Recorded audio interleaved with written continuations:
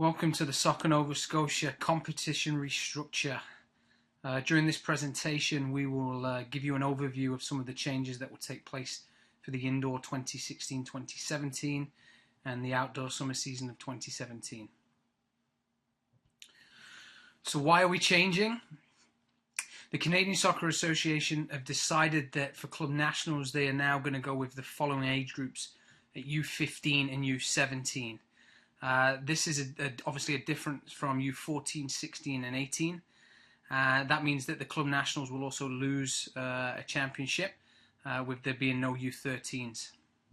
It was at this point that Soccer Nova Scotia decided to amend the youth age groups just to align themselves with club nationals, but in addition to review some of the issues that we've been having with low registration at U18 and that entry point from U12 to U14, and the fact that there is a physical disadvantage for children that are entering from U12 going into U13 and them having to play with children that are second year U14s.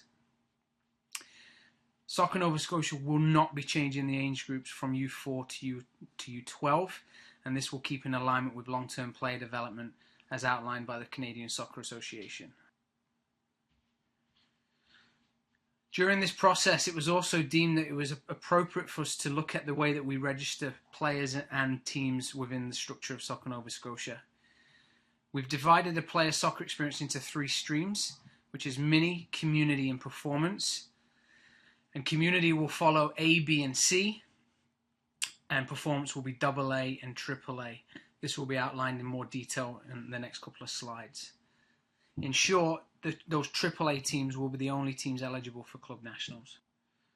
So the outdoor structure for 2017 looks as this. From U4 to U10 is the mini stream. We start categorizing kids from U8 between A, B and C, and then we are obviously aiming for single age digits at U9 and U10, and that again is A, B and C. The community stream will start with U11A and U12B and C, and the under 12 academy will be U12A, and that will be in the entry point of the performance stream. Following again with the community stream, we have U13A, B and C, 15A, B and C, 17A, B and C. And this is going to be basically replacing Tier 2A, Tier 2B, and then the C is replacing a house league. The new entry point for the community stream is the removal of a U19 or the U18 division, and we are going for a U21A, and we're going to attempt for a U21B. Reason for this is that means we can obviously pull from 4 age groups, and hopefully we can have a league that's appropriate for those that are not ready for senior soccer. Senior soccer will not change. We'll still have masters and 7-a-side and senior B and C. In the performance stream, we're no longer calling the programs Tier 1. They're now AA or AAA. So U13 is a AA league, and then we have U15 AA and U15 AAA. The ultimate aim for that U15 AA is to hope that clubs can field U14 teams. But in rural areas where numbers are sensitive, if we felt it was necessary not to lock that door, so it's going to be an open league where you can have as many U15, U14. But progressive clubs with numbers should be looking to try and have that U15 AA team as a U14 team. Both the U13 AA and U15 AA, we're looking at a Atlantic Club Championship. We've confirmed a U13 AA Atlantic Club Championship, and we're just trying to negotiate and see if we can have a U15 AA Atlantic Club Championship. The U15 AAA and the U17 AAA, they are the teams that will go off to represent Nova Scotia at Club Nationals, as will the Premiership AAA, which is in the senior category at the top.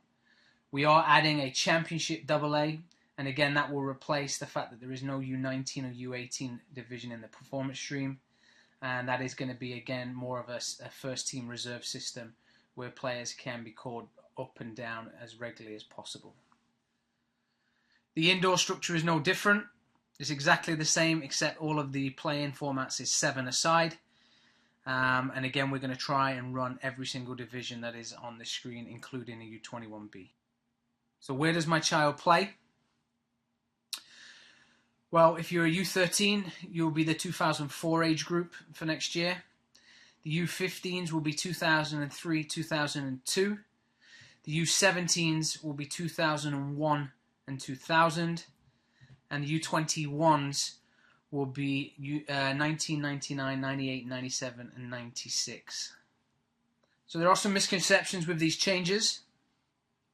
The first one is that your child will lose a year in the system. That's not true. You will obviously be in the system as long as you choose to be in the system. This misconception is usually connected with the fact that a child might be the first year in their age group, i.e. they might be a U13 playing in a U14 age group this year, and now they're going to be the youngest player again next year because they'll be 14 in a U15 age group. Again, this is more of a win-lose kind of mindset. We want our kids to be physically the most dominant kids so that they have the best experience. But we need to see this as an opportunity. It's an opportunity to keep a group of players together for 2 years in a row. This is something that all coaches, all clubs have been looking to do for a long time, but our numbers just don't allow us to do it. So this is a great opportunity for that. My 12-year-old can play 11-a-side now at U13. Ultimately, no, we don't want that to happen. We would like every child to play in the age appropriate. And where numbers are obviously higher, and particularly around HRM, we will be encouraging all 12-year-olds to play under 12 in the academy, playing 9-a-side. In rural areas where numbers are a little bit sensitive, there will be a decision that needs to be made. Do they play U13, but then they'll be playing 11-a-side. Physically and technically, tactically, 11-a-side for a 12-year-old is not ideal, but the situation with numbers needs to be considered. Again, the other thing that links in with that second bullet point is that your child has to play another year of 9-a-side. That is not the case. We are sticking to an 11-a-side format, and we are looking at trying to modify that field to assist those players with the physical demands. Those details will be circulated once we've confirmed them. And the final one is more in the performance stream, and that's that the U15 AA is not really in the performance stream and is going to be associated in the perception that it's the B league. This is not the case. It is there to allow growth for clubs, but it's also there for age stage appropriate development. We want to aim for U14 and U15 divisions, and by having the U15 AA, it does allow those rural teams a bit of flexibility where they need to field the teams based on their appropriate stage of their development versus just throwing them in there with a team that's further developed. So it's just a bit of flexibility, but it is definitely in the performance. If you have any questions relating to this presentation, we do encourage you to speak to your regional technical director or club technical director.